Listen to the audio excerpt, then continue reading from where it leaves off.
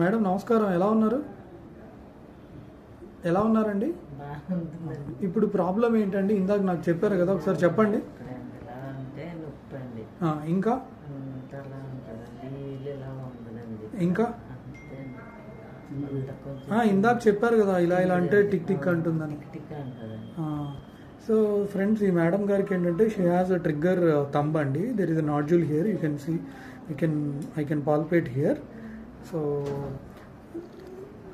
ఇక్కడ ఏమవుతుందంటే they will have pain and ఒక్కొక్కసారి లాకింగ్ అవుతూ ఉంటుంది. So usually it is common in diabetic patients.